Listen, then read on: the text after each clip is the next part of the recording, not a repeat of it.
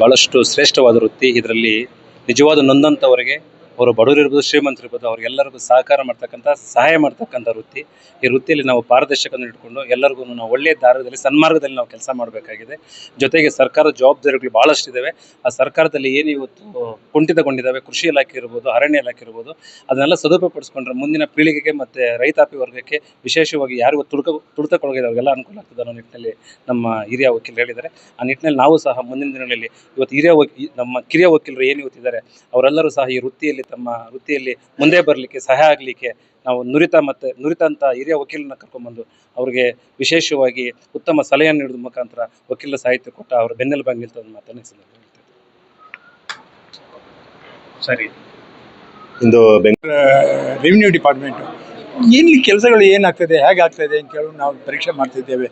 ಅದನ್ನು ನೋಡಿದಾಗ ಭಾಳ ಮನಸ್ಸಿಗೆ ಬೇಜಾರಾಗ್ತದೆ. ಯಾಕಂದರೆ ಹಣ ಇಲ್ಲದ್ರೆ ಯಾವುದು ಕೆಲಸ ಆಗಲ್ಲ ಅಂತ ಮಾಡ್ತಾ ಇದ್ದಾರೆ. ಅದು ಎಲ್ಲಿವರೆಗೆ ನಡೀತದೆ? ನಾಳೆ ಹಣದಿಂದ ಗುಣ ಕಳ್ಕೊಳ್ತಾರೆ ಭಾಳಷ್ಟು ಜನ. ಈಗ ಫಸ್ಟು ನನ್ನ ಲೆಕ್ಕದಲ್ಲಿ agriculture, revenue, second police, third is excise. ಇದು 3 ಡಿಪಾರ್ಟ್ಮೆಂಟ್ಗಳು ಈಗಾಗಲೇ ಹೇಳಿದ್ದೇನೆ ಅದನ್ನು ಸರಿಪಡಿಸ್ಕೊಳ್ಬೇಕು ಅಂತ. ಎರಡನೇದು, ಈಗ ನಾನು ಸಾಕಷ್ಟು ಮಂತ್ರಿಗಳನ್ನು ಭೇಟಿ ಮಾಡಿದಾಗ ಅವರಿಗೆ ಒಂದು ಉಪದೇಶ ಮಾಡ್ತಿದ್ದೆ. GKV ಕೃಷಿ ವಿಜ್ಞಾನ ಅವರು ಫಾರೆಸ್ಟ್ ಡಿಪಾರ್ಟ್ಮೆಂಟು ಮತ್ತು ಅಗ್ರಿಕಲ್ಚರ್ ಇವರು 3 ಸೇರಿ ಮೀಟಿಂಗ್ ಮಾಡಿ ಈ ನಮ್ಮ ದೇಶದಲ್ಲಿ ಬೆಳೆ ಹೇಗೆ ಬೆಳೆಸ್ಕೊಳ್ಬೋದು, ರಾಜ್ಯನ ಹೇಗೆ ಉದ್ಧಾರ ಮಾಡಲಿಕ್ಕೆ ಅನುಕೂಲ ಆಗ್ತದೆ ಅಂತ GKVKಯಲ್ಲಿ ಸಾಕಷ್ಟು ಜನ ರಿಸರ್ಚ್ ಮಾಡಿ ಥೀಸಿಸ್ ತಗೊಂಡಿದ್ದಾರೆ, ಬುಕ್ ಬರೆದಿದ್ದಾರೆ. ಆದರೆ ಆ ಬುಕ್ಕೆಲ್ಲ ಭದ್ರವಾಗಿ ಲಾಕ್ ಆ್ಯಂಡ್ ಕೀಲಿ ಒಳಗಡೆ ಇದೆ. ಅದು ಜನರ ಸೇವೆಗೆ ಹೋಗ್ತಾ ಇಲ್ಲ. ಅದನ್ನು ಇಲ್ಲಿವರೆಗೆ ಮಾಡೋದಿಲ್ಲೋ ಅಲ್ಲಿವರೆಗೆ ನಮ್ಮ ರೈತರು ಯಾವ ಬೆಳೆ ಬೆಳೆಸಬೇಕು, ಯಾವ ಜಾಗ ಹೇಗಿದೆ ಅಂತ ಹೇಳೋದನ್ನು ಕೊಡೋಕ್ಕೆ ತೊಂದರೆ ಆಗ್ತದೆ. ಎರಡನೇದು, ಈ ಸ್ಮಾಲ್ ಸ್ಕೇಲ್ ಇಂಡಸ್ಟ್ರೀಸ್ ಎಲ್ಲ ಅದರಲ್ಲೂ ಅಷ್ಟೇ ಬೇಗ ಇವರಿಗೆ 2,000 ರೂಪಾಯಿ ಗ್ರ್ಯಾಜುಯೇಟ್ಸ್ಗಳಿಗೆ, 1,500 ರೂಪಾಯಿ ಡಿಪ್ಲೊಮಾ ಮೋಟ್ರಿಗೆ ಕೊಡ್ತಾ ಇದ್ದಾರೆ. ಇದು ಎಲ್ಲಿವರೆಗೆ 1,500 ರೂಪಾಯಿ ಇಟ್ಕೊಂಡು ಏನು ಮಾಡ್ತಾನೆ ಅವನು? ಅದರಿಂದ ಇವರಿಗೆ ಸ್ಮಾಲ್ ಸ್ಕೇಲ್ ಇಂಡಸ್ಟ್ರಿಗೆ 1 ವಿಂಡೋ ಅಂತ ಹೇಳಿದ್ದೇನೆ. 1 ವಿಂಡೋ ಅಂದರೆ ಈ ಸಿಕ್ಕಾಪಟ್ಟೆ ದುಡ್ಡು ಜನ ಅದರಲ್ಲಿ ಡಿಮ್ಯಾಂಡ್ ಮಾಡ್ತಾರೆ. ಅದನ್ನು ಪರಿಶೀಲನೆ ಮಾಡಿ ಕಂಪ್ಲೀಟ್ ಕಿತ್ತಾಕ್ಬಿಟ್ಟು ಕೊಟ್ಟರೆ ನಮ್ಮ ಕರ್ನಾಟಕದಲ್ಲಿ ಸಾಕಷ್ಟು ಸ್ಮಾಲ್ ಸ್ಕೇಲ್ ಇಂಡಸ್ಟ್ರಿ ಇದೆ. ಅವರು ಬೆಳೆಸ್ಕೊಂಡ್ರೆ ಎಕ್ಸ್ಪೋರ್ಟ್ ಮಾಡೋದು ಶಕ್ತಿ ಇದೆ. ಇವರಿಗೆಲ್ಲ ಸಂಬಳನೂ ಬರ್ತದೆ, ಉದ್ಯೋಗನೂ ಬರ್ತದೆ. ಸುಮ್ಮನೆ ಮನೇಲಿ ಕೂತ್ಕೊಂಡು 1,500 ರೂಪಾಯಿ 2,000 ರೂಪಾಯಿ ತೊಗೊಂಡು ಇರೋದು ಕಮ್ಮಿ ಆಗ್ತದೆ. ಆ ಕಾರಣದಿಂದ ಸರ್ಕಾರ ಇದರ ಬಗ್ಗೆ ಜವಾಬ್ದಾರಿ ತೊಗೊಂಡು ನಡೆಸೋದು ಭಾಳ ಉತ್ತಮ ಅಂತ ಇದು 2 ಅಗ್ರಿಕಲ್ಚರ್ ಸ್ಮಾಲ್ ಸ್ಕೇಲ್ ಇಂಡಸ್ಟ್ರಿಗೆ ಈಗ ಭಾಳಷ್ಟು ವರ್ಷದಿಂದ ಹೇಳ್ತಾ ಇದ್ದಾರೆ. ಮಂತ್ರಿಗಳ ತಲೆ ಆಡಿಸ್ಬಿಟ್ಟು ಅದು ಅಲ್ಲಿಗೆ ಬಿಟ್ಟು ಹೋಗ್ತಾರೆ, ಬದಲಾವಣೆ ಆಗ್ತಾ ಇದೆ. ಅದರಿಂದ ಈ ಕ್ರಮ ತಗೊಳ್ಬೇಕು. ನಮ್ಮ ಲಾಯರಲ್ಲಿ ಬಡವರಿಗೆ ಭಾಳ ಅರ್ಹರಿಗೆ ಸಹಾಯ ಮಾಡೋಕ್ಕೆ ಅವಕಾಶ ಇದೆ. ಅದಕ್ಕೆ ಸ್ನೇಹಿತರನ್ನೆಲ್ಲ ನಾನು ಕೇಳ್ಕೊಳ್ತಾ ಇದ್ದೇನೆ. ಜೊತೆಗೆ ಎಲ್ಲರೂ ನಿಮ್ಮ ಕೈಯಲ್ಲಿ ಆದಷ್ಟು ಅವರಿಗೆ ಸಹಾಯ ಮಾಡೋದಕ್ಕೆ ವ್ಯವಸ್ಥೆ ಮಾಡಿ. ಹಣನೇ ಪ್ರಾಮುಖ್ಯವಾಗಿ ಮಾಡಿಕೊಳ್ಳೋದು ಸೂಕ್ತ ಅಲ್ಲ ಅಂತೇಳಿ ಹೇಳಿದ್ದಾನೆ. ಅದಕ್ಕೆ ಅವರು ಒಪ್ಪಿದ್ದಾರೆ, ಸಲಕರಣೆ ಮಾಡ್ತಾರೆ. ಈ ಕಾರ್ಯಕ್ರಮ ಈಗ ಹಂಚಿಕೊಂಡಿದ್ದಾರಲ್ಲ, ಭಾಳ ಸಂತೋಷ ಆಯಿತು. ಇಂಥ ಕಾರ್ಯಕ್ರಮ ಅವರು ಮುಂದಕ್ಕೂ ನಡೆಸಿ ಎಲ್ಲ ಜನರಿಗೂ ವಕೀಲರಿಗೂ ಅವಕಾಶ ಕೊಡಲಿ ಅಂತ ನಾನು ದೇವರನ್ನು ಪ್ರಾರ್ಥನೆ ಮಾಡ್ತೀನಿ. ಸರಿ, ಸಾಹಿತ್ಯ ಕೂಟದಿಂದ ಸಾಕಷ್ಟು ಲಾಯರಿಗೆ ತುಂಬ ಅನುಕೂಲ ಆಗ್ತದೆ. ಮುಂದಿನ ಬೆಳವಣಿಗೆ ಹೇಗೆ? ಈಗಾಗಲೇ ನಮ್ಮ ಹಿರಿಯ ವಕೀಲರು ಹೇಳಿದ್ದಾರೆ. ವತಿಯಿಂದ ಏನು ಅನುಭವಾಮೃತ ಸರಣಿ ಉಪನ್ಯಾಸ ಕಾರ್ಯಕ್ರಮವನ್ನು ಹಮ್ಮಿಕೊಂಡಿದ್ವಿ.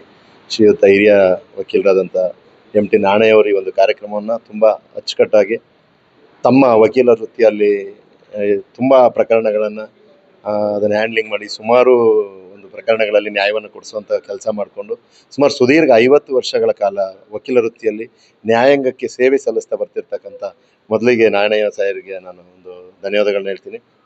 ಇವತ್ತೇನು ಒಂದು ವಿಷಯ ಹಂಚ್ಕೊಂಡ್ರು, ರಶೀದ್ ಕೊಲೆ ಪ್ರಕರಣದಲ್ಲಿ ಯಾವ್ಯಾವ ರೀತಿ ಕ್ರಾಸ್ ಎಕ್ಸಾಮಿನೇಷನ್ ನಡೀತವೆ ಮತ್ತು ವ್ಯಕ್ತಿಗಳನ್ನ ಕೊಲೆ ಪ್ರಕರಣದಲ್ಲಿ ಯಾರು ಬೇಕಾದರೂ ಸಿಕ್ಕಾಕ್ಸ್ಬೋದು ಅನ್ನೋದನ್ನು ಸ್ಪಷ್ಟವಾಗಿ ಹೇಳಿದ್ದಾರೆ. ಮೊದಲಿಗೆ ಮುಖ್ಯವಾಗಿ ವಕೀಲರಿಗೆಲ್ರಿಗೂ ಏನು ನಾವು ಪ್ರಾಕ್ಟೀಸ್ ಮಾಡುವಂಥ ವಕೀಲರಿಗೆ ಮನಃಶಾಂತಿಯನ್ನು ಸ್ವಚ್ಛವಾಗಿ ಇಟ್ಕೋಬೇಕು ಅನ್ನೋ ಒಂದು ಸಂದೇಶವನ್ನು ಕೊಟ್ಟಿದ್ರು. ಪದೇ ಪದೇ ಆ ಒಂದು ಪದವನ್ನು ಬಳಕೆ ಮಾಡಿ. ಕಾರಣ ಇಷ್ಟೇ, ಬರ್ತಕ್ಕಂಥ ಎಲ್ಲ ಜೂನಿಯರ್ ವಕೀಲರುಗಳಿಗೆ ಇಂತಹ ಹಿರಿಯರ ಮಾರ್ಗದರ್ಶನ ಸಿಕ್ಕಿದ್ರೆ ಅವರ ವಕೀಲಿಕೆ ವೃತ್ತಿ ಕೂಡ ತುಂಬ ಅಚ್ಚುಕಟ್ಟಾಗಿ ಸಾಗುತ್ತೆ ಅಂತ ಈ ಒಂದು ಸಂದರ್ಭದಲ್ಲಿ ನಾನು ಹೇಳಲಿಕ್ಕೆ ಇಚ್ಛಪಡ್ತೀನಿ. ಎಲ್ಲರಿಗೂ ನಮಸ್ಕಾರ. ವೇದಿಕೆ ಮೇಲೆ ಹಾಜರಿರ್ತಕ್ಕಂಥ ಕರ್ನಾಟಕ ಉಚ್ಚ ನ್ಯಾಯಾಲಯದ ಹೆಸರಾಂತ ಪದಾಂಕಿತ ವಕೀಲರಾದಂತಹ ಹಾಗೂ ಈ ಒಂದು ಸಾಹಿತ್ಯ ಕೂಟದ ಮಹಾಪೋಷಕರು ಸದಾ ಸೌಮ್ಯ ಸಭಾವದವರು, ವಕೀಲರ ಸಾಹಿತ್ಯ ಕೂಟಕ್ಕೆ ಸದಾ ಬೆನ್ನೆಲುಬಾಗಿ ನಿಂತಿರ್ತಕ್ಕಂಥ ನಿಮ್ಮೆಲ್ಲರ ಹೆಚ್ಚಿನ ಹಿರಿಯ ನ್ಯಾಯವಾದಿಗಳಾದಂತಹ MT ನಾರಾಯಣ ಸಾಹೇಬರೇ, ಅದೇ ರೀತಿ ಈ ಸಾಹಿತ್ಯ ಕೂಟದ ಮಾಜಿ ಅಧ್ಯಕ್ಷರಾದಂತಹ ಸಹಕಾರ ಸಂಘದ ಅಧ್ಯಕ್ಷರಾದಂತಹ ನಂಜಪ್ಪ ಕಾಳೇಗೌಡ್ರೆ, ಸದಾ ನಮ್ಮ ಬೆನ್ನೆಲುಬಾಗಿ ನಿಂತು ಈ ಒಂದು ಸಾಹಿತ್ಯ ಕೂಟದಲ್ಲಿ ಆಗ್ತಕ್ಕಂಥ ಕಾರ್ಯಚಟುವಟಿಕೆಯಲ್ಲಿ ನಾನು ಇದ್ದೇನೆ, ಇನ್ನು ಒಳ್ಳೊಳ್ಳೆ ಕಾರ್ಯಕ್ರಮಗಳನ್ನು ಮಾಡಿ ಅಂತೇಳಿ ಸದಾ ನಮ್ಮ ಬೆನ್ನೆಲುಬಾಗಿ ನಿಂತಿರ್ತಕ್ಕಂಥ ಪ್ರೊಫೆಸರ್ ಲೋಕೇಶ್ ಅವರೇ, ನಮ್ಮ ಎಲ್ಲ ಕಾರ್ಯಕ್ರಮ ಮುಂಚೂಣಿಯಲ್ಲಿರ್ತಕ್ಕಂಥ ನಮ್ಮ ಪ್ರಧಾನ ಕಾರ್ಯದರ್ಶಿ ಆನಂದ್ರವರೇ, ಸದಾ ಎಲ್ಲ ಕಾರ್ಯಚಟುವಟಿಕೆಗಳಲ್ಲಿ ವಸಂತರಾಗಿರ್ತಕ್ಕಂಥ ಹರೀಶ್ ಅವರೇ, ನಮ್ಮ ಕಾರ್ಯಕಾರಿ ಸದಸ್ಯರೇ, ಬೆಂಗಳೂರು ವಕೀಲ ಸಂಘದ ಎಲ್ಲ ಪದಾಧಿಕಾರಿಗಳೇ, ಇಲ್ಲಿ ನಡೆದಿರ್ತಕ್ಕಂಥ ಎಲ್ಲ ನನ್ನ ಗೌರವಾನ್ವಿತ ವೃತ್ತಿ ಬಾಂಧವರೇ, ಇವತ್ತು ಬೆಂಗಳೂರು ವಕೀಲ ಸಾಹಿತ್ಯ ಕೂಟ ವಿನೂತನವಾದ ಒಂದು ಕಾರ್ಯವನ್ನ ಮಾಡಲಿಕ್ಕೆ ನಿಮ್ಮೆಲ್ಲರ ಸಹಕಾರದಿಂದ ಮಾಡ್ಲಿಕ್ಕೆ ಆಗ್ತಾ ಇದೆ. ಯಾಕೆಂತಂದ್ರೆ ಇವತ್ತು ನಾವು ಯುವ ವಕೀಲರಿಗೆ ಮಾರ್ಗದರ್ಶನ ಬಹಳಷ್ಟು ಮುಖ್ಯ. ಯಾಕೆಂದ್ರೆ ಸುಮಾರು ಜನ ಹಳ್ಳಿಗಾಡಿಯಿಂದ ಬಂದಿದ್ರೆ ಇವರಿಗೆ ಉತ್ತಮವಾದ ಮಾರ್ಗದರ್ಶನ ಆಗ್ಬೇಕಾಗಿದೆ. ಅದಕ್ಕೆ ಹಿರಿಯ ಮತ್ತು ನುರಿತ ನ್ಯಾಯವಾದಿಗಳಿಂದ ನಾವು ಈ ಒಂದು ಕಾರ್ಯಕ್ರಮ ಮಾಡಿದಾಗ ಈ ಒಂದು ಏನು ನಮ್ಮ ವೃತ್ತಿಯಲ್ಲಿ ಮುಂದುವರಬಹುದು, ಅದಕ್ಕೆ ಸಹಕಾರಾತ್ಮಕ ಉದ್ದೇಶದಿಂದ ನಾವು ಒಂದು ಕಾರ್ಯಕ್ರಮ ಮಾಡ್ತೇವೆ.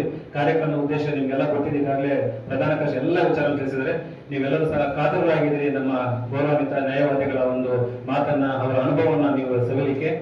ಹೆಚ್ಚಾಗಿ ಮಾತಾಡೋದಿಲ್ಲ, ಅನೇಕ ಕಾರ್ಯಕ್ರಮಗಳು ಈ ಒಂದು ಸಾಹಿತ್ಯ ಕೂಟದಿಂದ ಆಗ್ಬೇಕಾಗಿದೆ. ನಿಮ್ಮ ಸಹಕಾರವನ್ನು ಬಯಸ್ತಾ ಮತ್ತೊಮ್ಮೆ ಈ ಕಾರ್ಯಕ್ರಮಕ್ಕೆ ಪ್ರತ್ಯಕ್ಷವಾಗಿ ಪರೋಕ್ಷವಾಗಿ ಸಹಕಾರ ನೀಡತಕ್ಕಂಥ ಎಲ್ಲ ನನ್ನ ಗೌರವಾನ್ವಿತ ವೃತ್ತಿ ಬಾಂಧವರಿಗೆ ನಾನು ನಮಸ್ಕರಿಸ್ತಾ ಮತ್ತೊಮ್ಮೆ ನಾನು ಈ ವೇದಿಕೆ ಮೇಲಿರ್ತಕ್ಕಂಥ ಗುಣ ಮಾಡಿಕೊಂಡು ಈ ಕಾರ್ಯಕ್ರಮಕ್ಕೆ ಬಂದು ಕಾರ್ಯಕ್ರಮದಲ್ಲಿ ಭಾಗಿಯಾಗಿರ್ತಕ್ಕಂಥ ನಮಗೆಲ್ಲರೂ ಸಹ ಕೃತಜ್ಞತೆ ಸಲ್ಲಿಸಿ ನನ್ನ ಅಧ್ಯಕ್ಷ ಭಾಷಣ ಸರ್ ಇದನ್ನ ಈ ಒಂದು ಮಾತನ್ನು ಮುಗಿಸ್ತಾ ಇದ್ದೀನಿ. ಜೈ ಹಿಂದ್, ಜೈ ಕರ್ನಾಟಕ.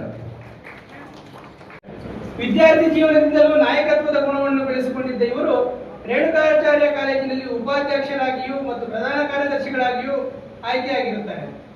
ಬೆಂಗಳೂರು ಪ್ರೆಸ್ ಕ್ಲಬ್ನಲ್ಲಿ ಪ್ರಧಾನ ಕಾರ್ಯದರ್ಶಿಯಾಗಿ ಕೆಲಸ ಮಾಡಿರುತ್ತಾರೆ. ವಿದ್ಯಾರ್ಥಿ ದಿನಗಳಲ್ಲಿ ಬ್ಯಾಡ್ಮಿಂಟನ್ ಮತ್ತು ಕೇರಂ ಆಟದಲ್ಲಿ ಇವರು ಚಾಂಪಿಯನ್ ಆಗಿದ್ದರು. ಒಂದು ದಶಕಕ್ಕೂ ಹೆಚ್ಚು ಕಾಲದಿಂದ ಕರ್ನಾಟಕ ಹೈಕೋರ್ಟ್ನಲ್ಲಿ ಪದಾಂಕಿತ ಹಿರಿಯ ವಕೀಲರಾಗಿ ಸೇವೆ ಸಲ್ಲಿಸುತ್ತಿದ್ದಾರೆ. ಇವರ ಸಾಮಾಜಿಕ ಸೇವೆಗಾಗಿ ಪ್ರತಿಷ್ಠಿತ ಇಂದಿರಾ ಗಾಂಧಿ ಪ್ರಿಯದರ್ಶಿನಿ ಪ್ರಶಸ್ತಿಯನ್ನು ಅಂದಿನ ರಾಷ್ಟ್ರಪತಿಗಳಾದ ಶ್ರೀ ಶಂಕರ್ ದಯಾಳ್ ಶರ್ಮಾರವರು ನೀಡಿ ಗೌರವಿಸಿರುತ್ತಾರೆ. ಶ್ರೀ ಬಸವೇಶ್ವರ ಸೇವಾ ಸಂಸ್ಥಾಪಿತ ಶೂನ್ಯ ಪೀಠದಿಂದ ನ್ಯಾಯಭೂಷಣ ಪ್ರಶಸ್ತಿ ನೀಡಿ ಗೌರವಿಸಲಾಗಿರುತ್ತದೆ. 2011ರ ಅವಧಿಯಲ್ಲಿ ಕರ್ನಾಟಕದಲ್ಲಿ ನಡೆದ ಪ್ರಕರಣದಲ್ಲಿ ತಮಿಳುನಾಡಿನ ಅಂದಿನ ಮುಖ್ಯಮಂತ್ರಿ ಜಯಲಲಿತಾರವರ ವಿರುದ್ಧ ರಾಜ್ಯವನ್ನು ಪ್ರತಿನಿಧಿಸಲು ತಮಿಳುನಾಡು ಪೊಲೀಸರ ಪರವಾಗಿ ಹಿರಿಯ ವಕೀಲರಾಗಿ ನೇಮಕಗೊಂಡಿರುತ್ತಾರೆ. 2011ರ ಅವಧಿಯಲ್ಲಿ ನಿರ್ದಿಷ್ಟ ಪ್ರಕರಣವೊಂದಕ್ಕಾಗಿ ಕರ್ನಾಟಕ ಲೋಕಾಯುಕ್ತಕ್ಕೆ ಹಿರಿಯ ವಕೀಲರಾಗಿ ನೇಮಕ ಮಾಡಿರುತ್ತಾರೆ. ಇವರು ಹಲವಾರು ಸಿವಿಲ್ ಮತ್ತು ಕ್ರಿಮಿನಲ್ ಪ್ರಕರಣಗಳನ್ನು ನಡೆಸಿದ್ದು ಹಲವಾರು ಪ್ರಕರಣಗಳು ರಿಪೋರ್ಟ್ ಆಗಿರುತ್ತವೆ. ಇವರು ಇಲ್ಲಿಯವರೆಗೂ ಸುಮಾರು 500ಕ್ಕೂ ಹೆಚ್ಚು ವಕೀಲರಿಗೆ ತರಬೇತಿ ನೀಡಿದ್ದು ಅದರಲ್ಲಿ ಬಹಳಷ್ಟು ಜನ ಇಂದು ಅವರು ಸ್ವಂತ ಕಚೇರಿಯಲ್ಲಿ 42 ಕಿರಿಯ ವಕೀಲರು ಕೆಲಸ ಮಾಡ್ತಾ ಇದ್ದಾರೆ. MT Nanaiah associates Britain, Germany ಮತ್ತು ಆಸ್ಟ್ರೇಲಿಯಾದ ರಾಯಭಾರಿ ಕಚೇರಿಗಳ ಪ್ಯಾನೆಲ್ಗಳಲ್ಲಿ ಇವರ ಕಚೇರಿ ಸೇರಿಕೊಂಡಿದೆ. ಇದು ಇವರ ಘನತೆ. ಇವರು ಸಾವಿರಾರು ಪ್ರಕರಣಗಳು ಸಿವಿಲ್ ಮತ್ತು ಕ್ರಿಮಿನಲ್ ಪ್ರಕರಣಗಳನ್ನ ನಡೆಸಿದರೆ ಅದು ಒಂದು ಕಾಲದಲ್ಲಿ ಒಂದು ರಾಜಕೀಯ ಪಕ್ಷದಲ್ಲಿ ಬಹಳ ಪ್ರಭಾವಿ ವ್ಯಕ್ತಿಯಾಗಿದ್ರು. ಹಲವಾರು ಅನುಭವಗಳನ್ನ ಇವರು